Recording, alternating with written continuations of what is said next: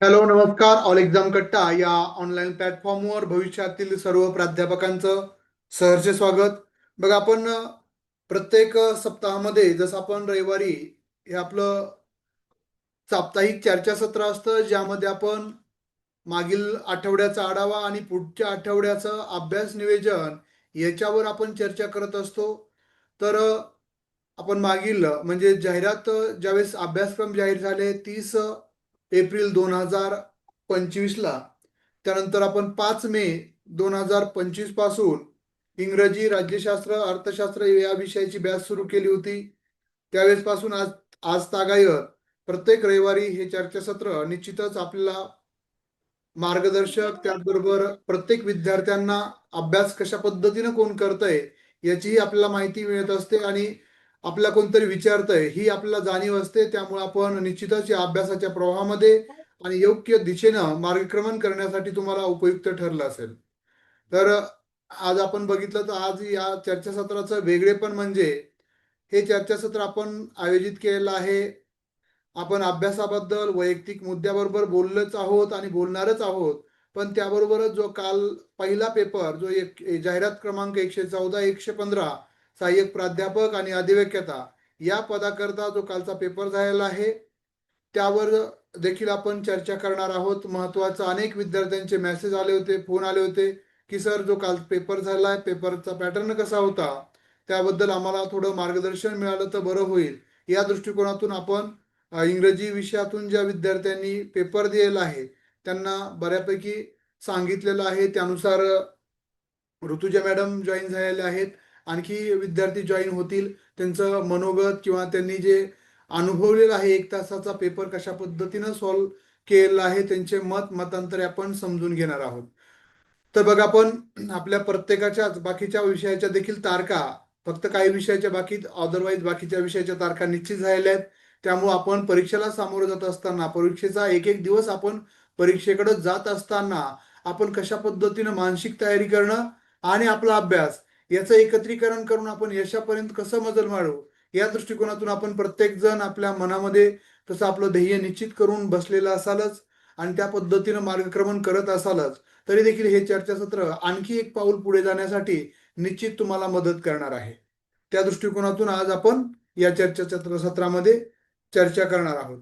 तर बघा, इंग्रजीचा कालचा जो पेपर झालाय, तर ज्यांनी पेपर दिलेले असे कोण कोण आहेत आजच्या चर्चासत्रामध्ये?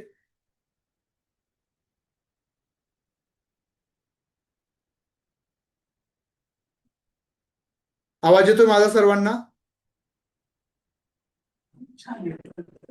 हो सर. ओके.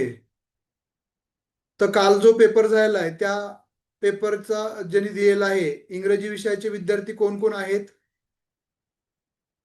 माईक अनम्यूट करून बोला.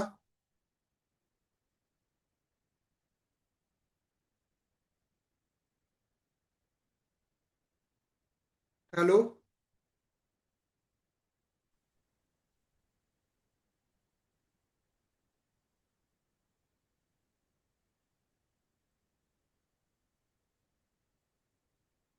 कालचा जो इंग्रजीचा पेपर झालाय, तर जो पेपर काल दिलेला आहे आपण, कोण कोण आहे आजच्या चर्चासत्रामध्ये?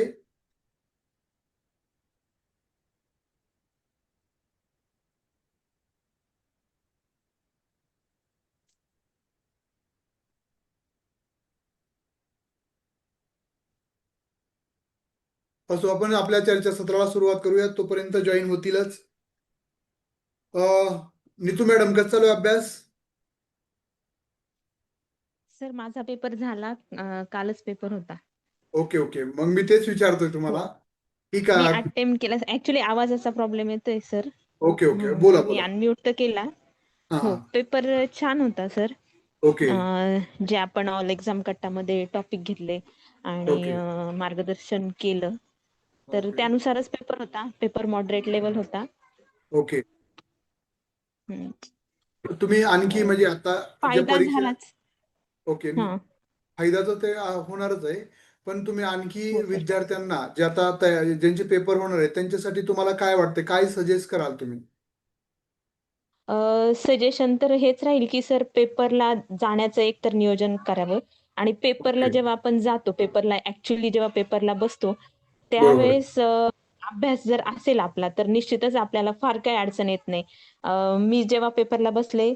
अभ्यासानुसार मला जे क्वेश्चन वाटले की मी कॉन्फिडंट आहे ते मी पटपट सोडवले आणि जे क्वेश्चन मला असे वाटलं की मला ह्याच्यामध्ये थोडासा वेळ जाईल तर ते मी क्वेश्चन स्किप करत गेले. आणि टाइम मॅनेजमेंट होतं सर, म्हणजे अभ्यास जर असेल तुमचा तर टाइम मॅनेजमेंट होतं. काही अडचण येत नाही. Paper okay. कम्प्लिटली सॉल्व्ह होतो आणि हे खूप इम्पॉर्टंट आहे की तुम्ही पूर्ण 100 क्वेश्चन बघावे. बरोबर आहे, बरोबर अ, आहे. अगदी बरोबर आहे. पूर्णच्या पूर्ण 100 क्वेश्चन बघावे. तर त्यात आपल्याला आपलं स्वतःचंच एक लेव्हल कळते अभ्यासाची. ओके. आता मी अटेम्प्ट केला पेपर, तर मला एक जाणवलं की इंग्लिश लिटरेचरचा पेपर होता माझा, इंग्लिश लिटरेचर, इंग्लिश बरोबर आहे. लँग्वेज. तर हां. मला एक गोष्ट जाणवली की माझा अभ्यास कुठेतरी थोडासा पोएटिकच्या बाबतीत कमी पडला. बाकीच्या ओके. एसे होत्या त्यातला माझा अभ्यास, मला त्या क्वेशन्सला मी कॉन्फिडंट होते आणि ते मी कॉन्फिडंटली सॉल्व्ह केले. पण कुठेतरी माझं कन्फ्युजन जे झालं ते ड्रामा आणि पोएट्रीच्या बाबतीत थोडंसं झालं. ड्रामाच्या बाबतीत एवढं नाही, पण पोएट्रीच्या बाबतीत जास्त झालं. ओके. तर मग ते म्हणजे 100 क्वेश्चन बघितल्यामुळे मला हा अंदाज आलाय की मला कुठे अभ्यास माझा कमी पडतोय. बरोबर आहे, बरोबर आहे. म्हणजे तुमचं म्हणणं आहे, की 100 प्रश्नापर्यंत आपण पोहोचलं पाहिजे पोहोचलं पाहिजे. जे आणि क्वेश्चन दुसरं आपल्याला थोडेसे संदिग्ध वाटतात ना, ते लगेच स्किप करून पुढच्या क्वेश्चनला. कारण ह्याने काय होतंय, की ज्या क्वेश्चनच्या बाबतीत आपण कॉन्फिडंट आहोत ना, ते क्वेश्चन आपल्या हाताखालून जातात. आणि जर अगदी आपण बरोबर आहे. क्वेश्चनच्या वरतीच नादी लागलं, तर आपले कदाचित हातचे मार्क जाऊ शकतात. त्यामुळे आपण पटपट निर्णय घेता आला पाहिजे आपल्याला, की आपल्याला बरोबर आहे. कुठल्या क्वेश्चनला टाईम द्यायचा आणि कुठल्या क्वेश्चनला स्किप करायचंय. बरोबर आहे, बरोबर आहे. चालेल. आणि आणि धन्यवाद सर, तुम्ही तुमच्यासोबतचा प्रवास बऱ्याच दिवसांचा बॅच जॉईन केल्यापासून तुमचं दर आठवड्याला माझं नाही अटेंड करणं झालं. पण ज्या नोट्स होत्या त्या नोट्स मी फॉलो केल्या, त्यानुसार अभ्यास केला. आणि एक आहे की तुम्ही ज्या नोट्स दिल्या ना सर, त्याच्यामुळे हां. अभ्यासाला एक वेगळी दिशा मिळाली, की त्यातले जे क्वेश्चन होते, तर ओके. त्याच्यातून आणखी एक्स्ट्रा आपण अजून त्याच्यासोबत एक टॉपिक दिलेला आहे, तर त्या टॉपिकचं आपल्याला अजून नॉलेज असलं पाहिजे. त्यासाठी मग इंटरनेट फॉलो करून, इंटरनेटवरून इन्फॉर्मेशन गोळा करून त्याचं डीप नॉलेज हे प्रत्येकाला जमलं पाहिजे, की फक्त त्याच क्वेश्चनवर डिपेंड न राहता तुम्ही जे टॉपिक बरोबर, दिलेत ना, ज्या नोट्स दिल्यात, बरोबर, तर त्याच्या बरोबर आहे. संदर्भात आणखी माहिती गोळा करून तर नक्कीच अभ्यास डीप होतो सर. ओके. आणि टेस्ट सीरीज ऑनलाईनचा? टेस्ट सिरीज माझ्या नव्हत्या सॉल्व्ह झाल्या सर ओके. बऱ्यापैकी, पण त्याचा फायदा नक्कीच झाला असता मला. जे आहेत ज्यांना अजून एक्झाम द्यायची त्यांना मी नक्की सांगेल, की नक्की टेस्ट सिरीज थ्रू जा तुम्ही. थोडासा वेळ काढा. कितीही बिझी रुटीन असू द्या, कारण त्याचा फायदाच होणार आहे. झाला तर फायदाच होणार आहे. ओके. मला एक तुम्हाला विचारायचं आहे, की जे पीसी आहे तिथं लॅपटॉप आहेत का हो. सेंटरवर पीसी आहेत? पीसी आहेत सर, पीसी. ओके. म्हणजे लॅपटॉप नाहीये. लॅपटॉप बरं. नाहीयेत, पीसी आहेत. टेक्निकल काही प्रॉब्लेम तुम्हाला आला? अ, नाही सर, टेक्निकल एरर काहीच नाही आला. एकदम स्मूथली एक्झाम झाली. ओके. तिथं तुम्हाला गायडन्स करण्यासाठी तिथं त्यांचे म्हणजे हो. गाईड असतात? सेंटरला तुम्हाला हो असतात. तुम्हाला असिस्ट करायला लगेच असतात. जर काही प्रॉब्लेम झाला तर लगेच असिस्टंट सोबत असतात तिथे. Okay, okay. म्हणजे असं भीतीदायक काही नाही. फक्त एवढंच की पावसाळ्याचे नाही दिवस आहेत. भीतीदायक, पावसाळ्याचा दिवस आहे म्हणून फक्त आपण तिथे वेळेत पोहोचण्याची काळजी घ्यायची. बाकी पुढे एक्झामला तुम्हाला जे 2 तास तुम्ही आतमध्ये असतात काहीच प्रॉब्लेम येत नाही सर. ओके. शेवटपर्यंत तुम्हाला खूप म्हणजे कोऑपरेटिव्ह. ओके. म्हणजे काय अडचण नाही. हो. तुमचं सेंटर कुठं? मुंबई का का पुणे होतं? अ, Pune sir. Okay. Pune. Okay, okay. हो. चालेल. सेंटर खूप हेल्पफुल होतं. काहीच अडचण नाही आली आणि परत एकदा खूप खूप थँक यू सर, की अटेम्प्ट केला पेपर, एम-पी-एस-सीचा ओके, अनुभव घेतला आणि ओके, तुमच्यामुळे तो अनुभव नक्कीच चांगला राहिला. स्कोर आल्यावर ओके. नक्कीच तुमच्याशी नक्की, कॉन्टॅक्ट नक्की. करेल. नाही, नाही. इंटरव्ह्यूसाठी पण 100% आपल्याला फिजिकली आपण पुण्यामध्ये घेणार आहोत. जे इंटरव्ह्यूला विद्यार्थी ओके. क्वालिफाय होतील त्यांना इंटरव्ह्यू तुमच्या त्यांच्यासाठी. एमपीएससीचा जो प्रोफाईल असेल त्यावरच प्रश्न विचारले जातात. आणि आपण ओके. मागच्या वेळेस जे एमपीएससी मार्फत जे प्राचार्य पदाच्या भरती प्रक्रिया राबवली होती, जो जाहिरात क्रमांक 117 आपल्यानंतर आली होती, तर त्यांच्या रिझल्टमध्ये अच्छा. 6 जागा होत्या. त्यामध्ये आपला एक कॅन्डिडेट आहे, ज्यांना जॉईनिंग कोल्हापूर ओके. डिव्हिजन मिळालेला आहे.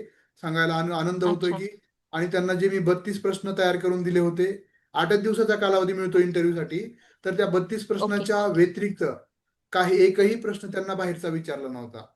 म्हणजे ओके. नक्कीच सर. आपण तेवढं तुमच्या सहकार्य म्हणजे अनुभवाचा फायदा हो, नक्की, नक्कीच विद्यार्थ्यांना 100%. नक्कीच होतो सर. Yes, yes. नक्कीच, नक्कीच. खूप खूप धन्यवाद सर. धन्यवाद मॅडम. आणखी कोण आहे जे कालचा पेपर दिलेले आहेत? Good evening sir. हा, गुड इव्हनिंग. सर मी ऋतुजा. Okay, okay. कालची एक्झाम दिली मी. ओके. तर एक्झामची काठिण्य पातळी होती सर. म्हणजे ओके, बरोबर. एमपीएससी जे म्हणतो ना आपण, हा, हा, हा. ते आहे खरंच. एमपीएससी ने त्यांच्या लेवलला क्वेश्चन विचारलेले काल. हा, हा. तर इंग्लिश विषय म्हणजे त्यांनी फक्त इंग्लिश विषय म्हणजे रायटर्स किंवा त्यांचे पोएट वगैरे तेवढंच न विचारता इंग्लिश या विषयाला एमपीएससीनी हिस्ट्रीचा पण टच दिला होता आणि ओके. पॉलिटीचा पण टच दिला होता सर. ओके. म्हणजे सांगायचं झालं तर, उदाहरण सांगायचं झालं तर, हा, इंग्लिश हा विषय कोणत्या हा. वर्षी अ, राज्यघटनेत इन्क्लूड केला किंवा कोणत्या ओके. पिटिशननी तो इन्क्लूड केला आणि ओके. कोणत्या कलमा म्हणजे ऍक्च्युली 343 कलमा बरोबर अंतर्गत आहे.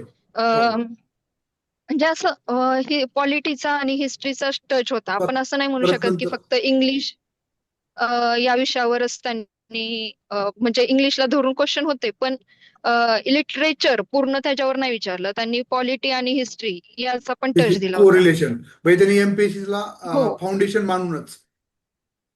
येस. बेस बेस इंग्लिशचा होताच, पण त्यांनी पूर्ण जे एमपीएससी म्हणतो ना आपण की पूर्ण कव्हर करतात ते ओके, क्वेश्चन. बरोबर आहे. जे बरोबर आहे. क्लास 1 आणि क्लास 2 अधिकाऱ्यांना जे क्वेश्चन विचारायला पाहिजे त्या तो टफनेस होता सर. ओके. म्हणजे असं वाटत होतं की यातले रिपीट क्वेश्चन होतील, मे बी ओके. कॉपी होतील असं वाटत होतं. ओके. तसं काहीच झालं नाही. म्हणजे बेस होता, पण काठिण्य पातळी जास्त होते. Okay. Okay. Okay. Okay. Test सिरीजचा फायदा झाला सर.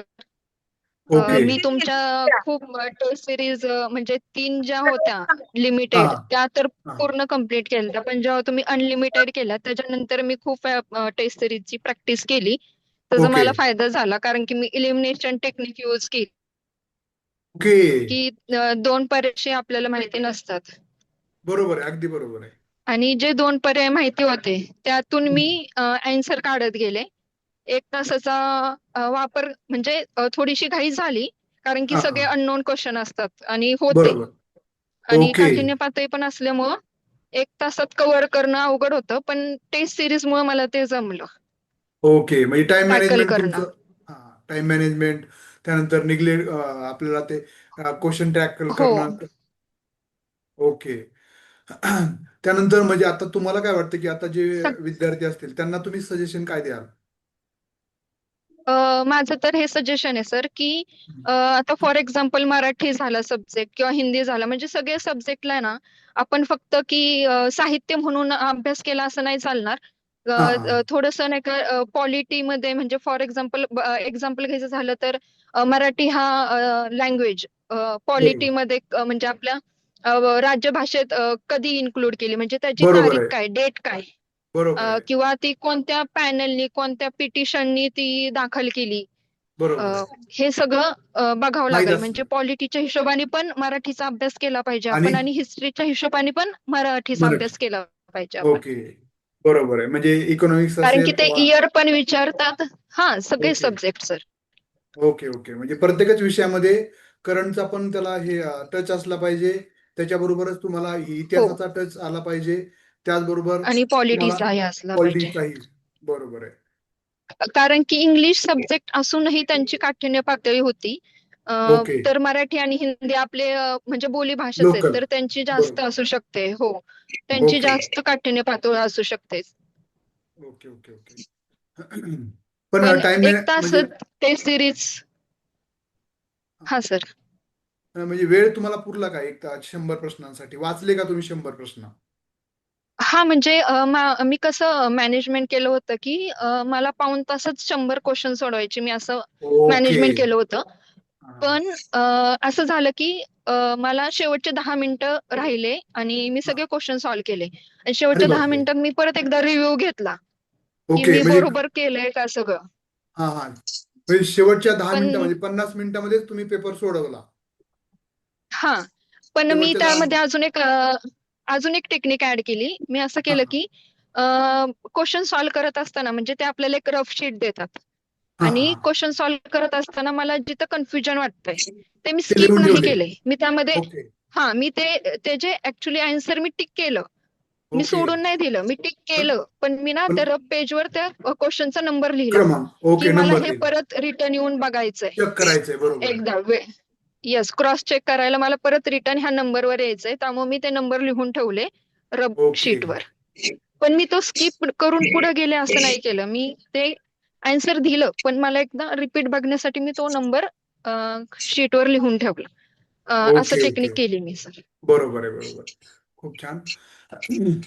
आणखी कुणाला काही प्रश्न विचारायचे आहेत?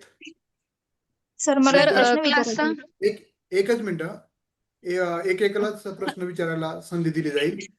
कोणीतरी एक जण विचारा. ज्योत्स्ना मॅडम.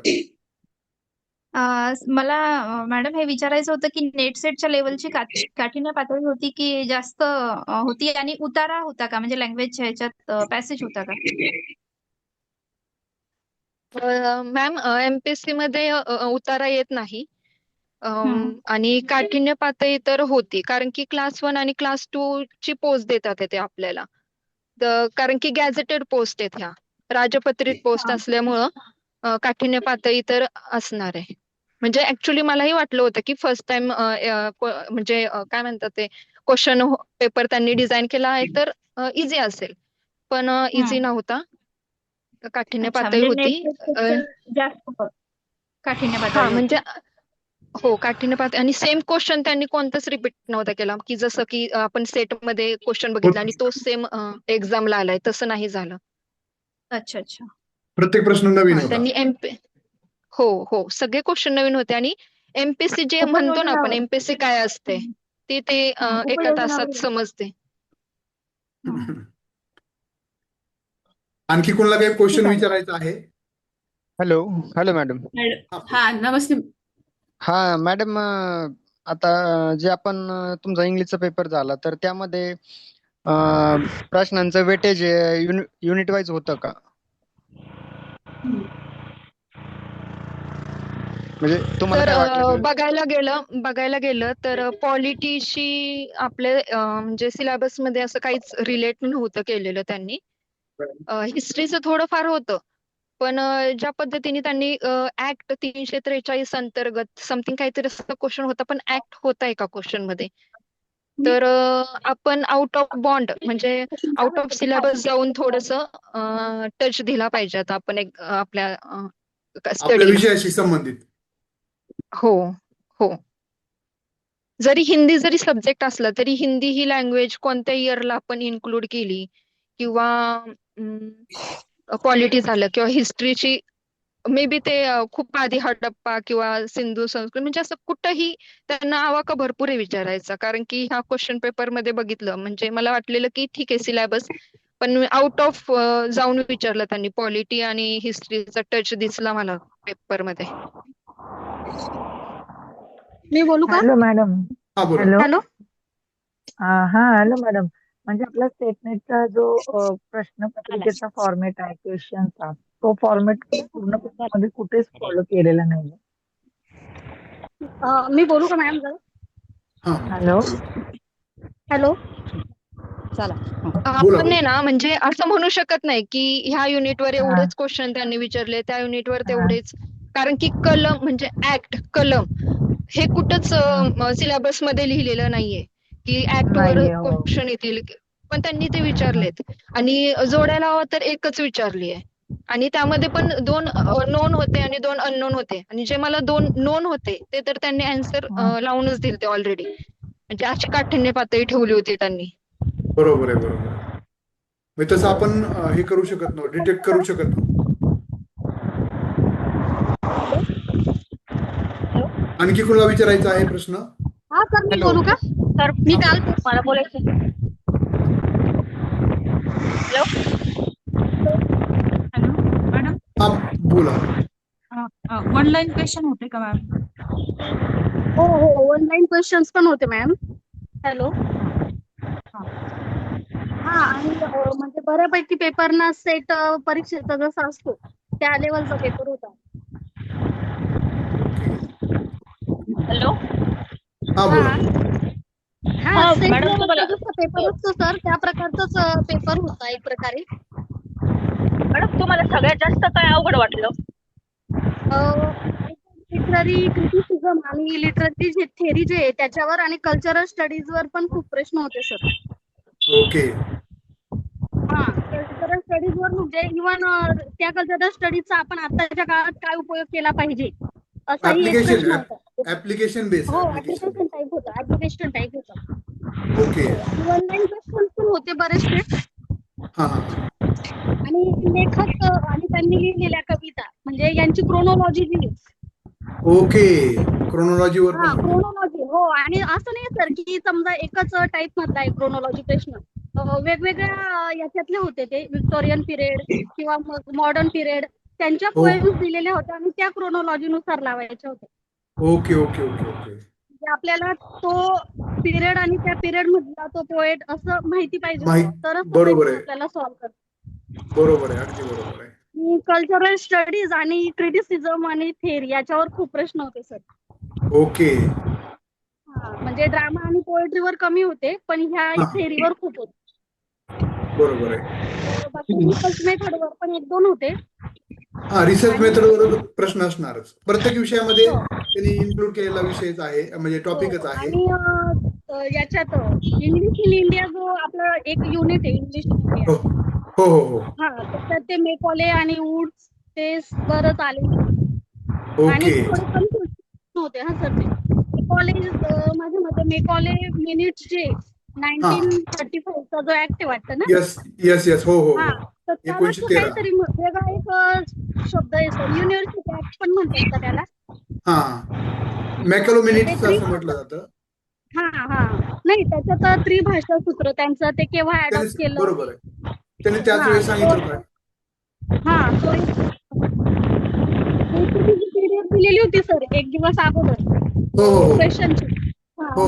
माझ्या मते त्या पीडीएफ मध्ये 2-3 तरी प्रश्न नक्कीच होते सर, जसेच्या तसे. ओके, ते आपण म्हणजे ती संभाव्य ते अतिसंभाव्य हा, तुम्ही संभाव्य जे 94 पेजेसची जी पीडीएफ टाकलेली होती ना. ओके. हा, त्याच्यातले 2-3 प्रश्न होतेच सर. म्हणजे मला तरी असं वाटतंय टीएस इलाइट हे जे मेन म्हणजे जसं इंग्लिश लिटरेचरचे मेन पोएट्स आणि मेन रायटर जे आहेत नॉवेलचे. ओके. हा, तसं मग मराठीमध्ये पण येऊ शकतं पुढे. बरोबर आहे, बरोबर. ते बऱ्यापैकी मॉडरेट लेवलचं होतं सर. जर आपला सेटच्या किंवा नेटच्या दृष्टीने जर अभ्यास असेल तर त्यांची परीक्षा बऱ्यापैकी सोपी जाऊ शकते असं मला वाटतं. Okay okay okay. आणखी कोणाला प्रश्न विचारायचा आहे का?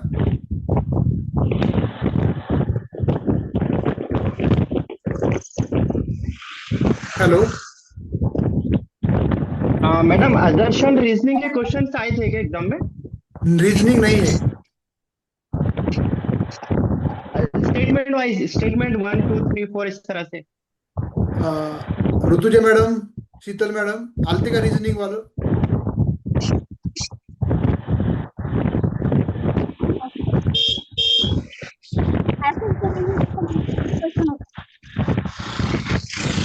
हाँ बोला. आवाज क्लियर नहीं आ रहा है मैडम आपका. जर सगळ्यांचे माईक बंद केले तर आवाज येईल. हा, ऍसर्शन आणि रिझनचा होता एक क्वेश्चन. ओके. एक क्वेश्चन था. ठीक है, ये प्लेस ऑफ बर्थ और जो इनके राइटर्स के डेट ऑफ बर्थ है, इस पर भी थे कि madam questions, memory based questions, या फिर ऐसा नहीं पूछा था? मेमोरी बेस्ड पर वहाँ पे राइटर का नाम नहीं, लेकिन उन्होंने जो राइटिंग करी है, पोएट्री हो या फिक्शन हो, तो उस पे क्वेश्चन था. उसका कब पब्लिश किए थे वो, उसका ना बुक का ईयर कोई बोल रहे क्या? बुक कब पब्लिश हुई थी इस तरह से? हाँ, उन्होंने जो नॉवेल्स लिखा है यानी उन्होंने जो पोएट्री करी है वहाँ का क्वेश्चन. अच्छा, कब लिखे हैं मतलब? नॉवेल्स में से मैडम कोटेशन आए थे, पोएम में से कुछ पंक्तियां आई हुई थी क्या? पोएम की नहीं सुना, I think novel say quotation थे. क्रिटिसिज्म है हमारा एक सब्जेक्ट इंग्लिश में, वहाँ पर उसमें एक लाइन है.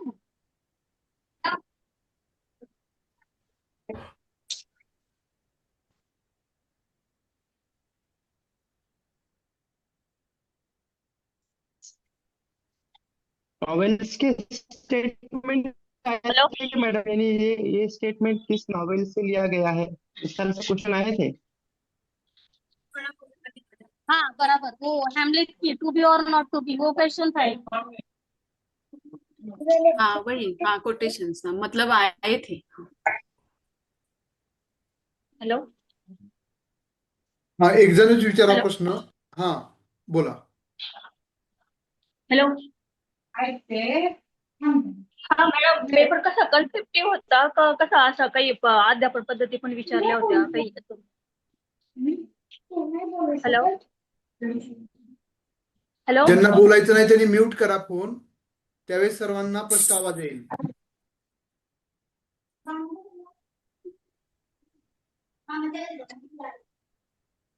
हॅलो हा, अध्यापन पद्धतीवर प्रश्न होते का? Teaching methods, methodology.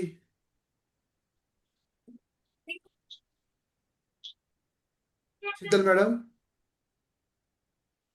हा मेथोडॉलॉजीवर होता ना सर एक, ग्रामर ट्रान्सलेशन मेथड.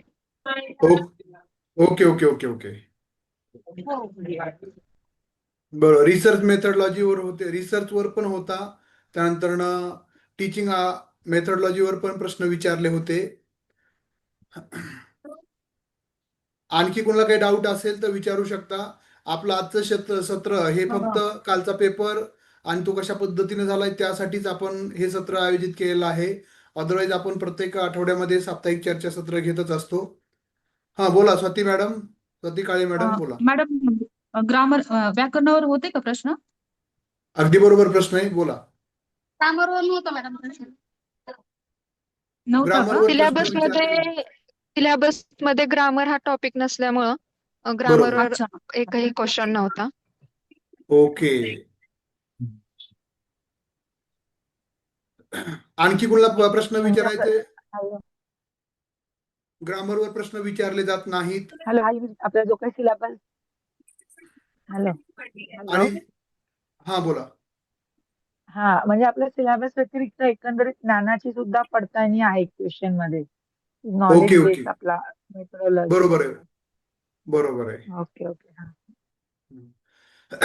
आणि दुसरं एक आहे की जे काही मॅथचे म्हणजे जसं की फिजिक्स असेल, केमिस्ट्री असेल, इक्वेशन्स असतील, त्यानंतर मॅथ असेल, तर फॅक्च्युअल म्हणजे मॅथ हो. विचारलं जाणार नाहीये. त्याच्या पद्धतीवर विचारला जाऊ शकतो, पण तुम्हाला तेवढा वेळच नाही. 1 तासामध्ये क्वेश्चन पेपर सोडवायचा असल्यामुळं त्या अशा पद्धतीचे जे वेळखाऊ पॅसेज नसणारच आहे, त्यानंतर मॅथ नसणारच आहे. ते वेगवेगळे सूत्र विचारतील, त्याच्यावर बेसिक विचारतील, एखादा मॅथचा सिद्धांत कुणी मांडला असं विचारतील, पण मॅथवर प्रश्न विचारले जाणार नाहीत. अनेक विद्यार्थी मला विचारत होते की सर फिजिक्सला आम्हाला इक्वेशन्स असतात, ते सोडायला आम्हाला असंही 5 मिनिटं लागते एक इक्वेशन सोडवायला. तर तसं काही तुम्हाला विचारलं जाणार नाहीये.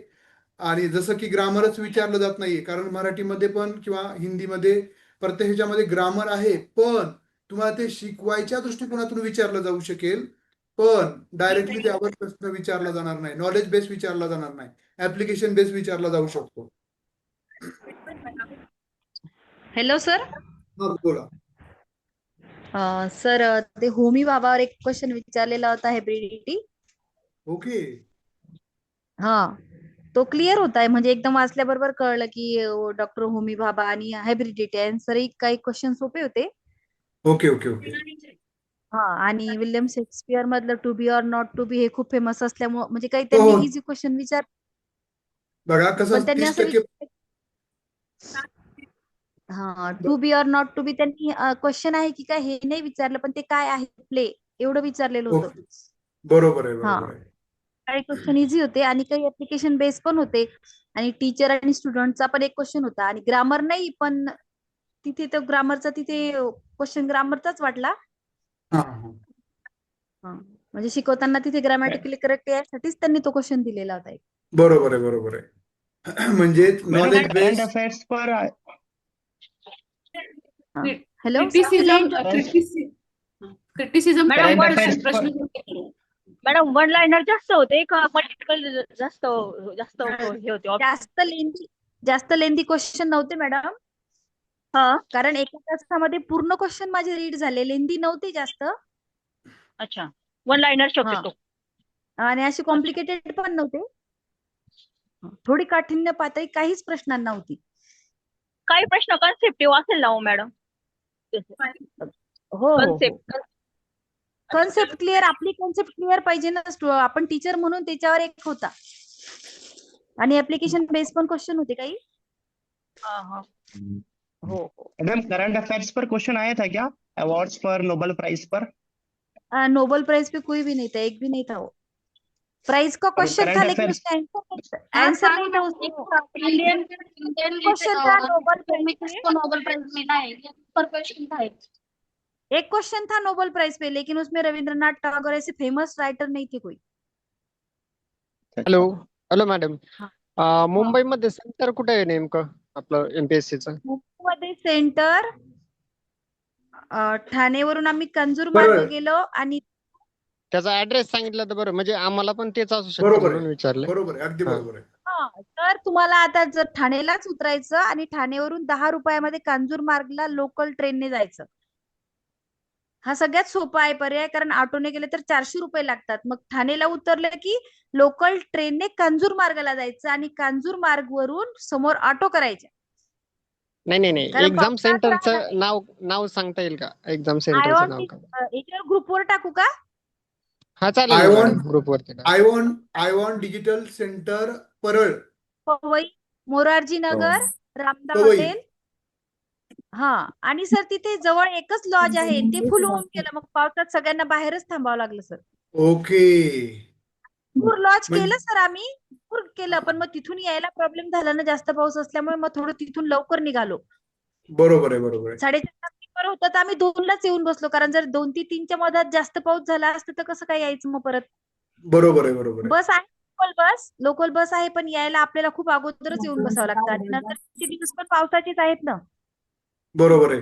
आणि बघा इथून पुढचे खूप पाऊस जे होता सर, म्हणजे ओके पूर्ण पेपर लिहिताना ओले झालेले होते सगळे पूर्ण. ऑल बुलढाण्याचे बरेच जण होते तिथे, बापरे. अमरावती, अकोला. हो, सगळे ओलेच झालेले होते, कारण पाऊस कंटिन्यू चालू होता. छत्री रेनकोट असलं तरी ओलच होतं माणूस सर तिथे. अरे बापरे, एवढा पाऊस होता? हो, पाऊस चालूच होता सर, कंटिन्यू पाऊस होता. बघा आता फक्त हॅलो मॅम, म्हणजे हा, बोला बोला. एकंदरीत प्रमाण कसं होतं मॅम? मी आज थोडी लेट जॉईन झाली सर.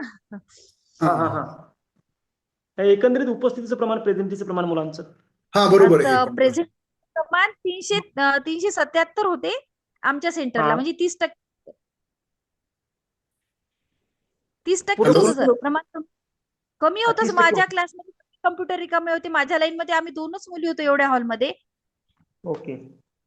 बघा माझा एक अंदाज आहे की फक्त 30 ते 40% पोरं म्हणजे विद्यार्थी परीक्षा 30च देतील. होते सर, 30% प्रेझेंट होते आमच्या याला, कारण येऊ शकले नाही पावसामुळे बरेच जण. नाही, पावसामुळे पण आणि बरेचसे विद्यार्थी म्हणजे फॉर्म भरलाय ते लक्षही नसतं. सर्व परीक्षा माझ्या हो, मते 30 ते 40% विद्यार्थी परीक्षा देतील. जर 1000 फॉर्म आले असतील तर 300-400 विद्यार्थी परीक्षा देतात. हो हो सर, आता समोरची प्रोसेस कशी आहे? मग आता उद्या आमच्या प्रोफाईलला काही आपण सोडवलेलं नाही क्वेश्चन आता वगैरे पाहायला. बघा, हा तुम्हाला तुम्ही जे सोडवलेला पेपर आहे ते तुमच्या प्रोफाईलला तुमचा जो ऍप्लिकेशन नंबर आहे त्याच्या समोर येतो. व्ह्यू केल्यानंतर तुम्ही हा. ज्या ज्या प्रश्नाला क्लिक केलंय ते तुम्हाला तिथं दिसतात. हा. आणि जी हा. अँसर की टाकली जाते ती जनरल अँसर की टाकली जाते की क्वेश्चनचा ID नंबर आणि अँसर की. हा. हा, त्यानुसार मग तुम्ही जनरल अँसर की नुसार तुमचा ID नंबर क्वेश्चनचा त्याला रिचेक करायचा. मग आता ती अँसर की कुठे येईल सर? आता ती अँसर की आयोगाच्या वेबसाईटवरच टाकली जाते. मी टाकतो ग्रुपवर. आणि तुमच्या प्रोफाईलला तुम्ही क्लिक केलेले क्वेश्चन्स आणि क्वेश्चन पेपर सर्व तुमच्या याला प्रोफाईलला येतो. त्याच्यानुसार तुम्ही ते डाउनलोड करायचे अँसर की आणि त्याला क्रॉस चेक करायचं. त्यानुसार तुम्ही कुठं कोणत्या क्वेश्चनला ऑब्जेक्शन असतील तर पुढे 8 दिवस तुम्हाला ते ऑब्जेक्शन नोंदवायला योग्य तो ऑथेंटिक सोर्स देऊन तुम्ही त्याला म्हणजे फीस नॉमिनल बोला, तुम्ही नॉमिनल फीस भरून ते ऑब्जेक्शन नोंदवू शकता. ऑब्जेक्शन नोंदवल्यानंतर मग तुम्हाला त्याचं सेकंड अँसर की लागते. मग त्यामध्ये तुमचं योग्य असेल तर योग्य होतं, म्हणजे ते सेकंड अँसर की मध्ये 2-4 प्रश्नांचा उत्तराच्या पर्यायामध्ये बदल होतो. एखादा क्वेश्चन कॅन्सल होऊ शकतो. पण एखाद्या वेळेस नाही होत, कधी कधी होतं पण. त्यामुळं आपलं हे अतिशय पारदर्शक असतं. काही तुम्हाला म्हणजे पण परंतु ठेवायला, मनात ठेवायला जागा नसते. तुम्ही सोडवलेले सर्व क्वेश्चन पेपर तुमच्या प्रोफाईलला येणार. पुढच्या या आठवड्यात येईल, सोमवार मंगळवार कधी येऊ शकेल. Hello okay okay. चला आता शेवटचा एकच मिनिट आहे, मीटिंग एंड होते, कारण लेस दॅन 1 मिनिट. कुणाला बोलायचं असेल, महत्वाचा प्रश्न असेल तर बोला. माझ्या मते ऋतुजा मॅडम असतील, विद्या मॅडम असतील, त्यानंतर शीतल मॅडम असतील, सर्वांचं खूप खूप अभिनंदन आणि कौतुक देखील की तुम्ही वेळात वेळ काढून म्हणजे भविष्यात होणाऱ्या परीक्षेसाठी जे विद्यार्थी आहेत त्यांना मार्गदर्शन केलं. निश्चितच तुमचं मार्गदर्शन त्या विद्यार्थ्यांना प्रेरणादायी ठरेल, एक मार्ग दाखवेल, जेणेकरून त्यांना उत्तीर्ण होण्यासाठीचे चान्स वाढतील. आणखी कोणाला बोलायचं असेल तर बोलू शकता, नाहीतर ऑटोमॅटिकली एक सर, माझा मिनिट. सब्जेक्ट फिजिक्स आहे, पण रिसर्च मेथोडॉलॉजी किंवा टीचिंग मेथोडॉलॉजीवरती क्वेश्चन येऊ शकतात का? हो, तुमच्या टॉपिकमध्ये तिसरा किंवा चौथा टॉपिक टाकलेला आहे त्याने, एक मुद्दा, उपमुद्दा, त्याच्या थ्रू येऊ शकेल कदाचित. रिसर्चवर येतात. रिसर्चवर 100% प्रश्न विचारले जाणार. कोणताही विषय असला तरी देखील रिसर्चवर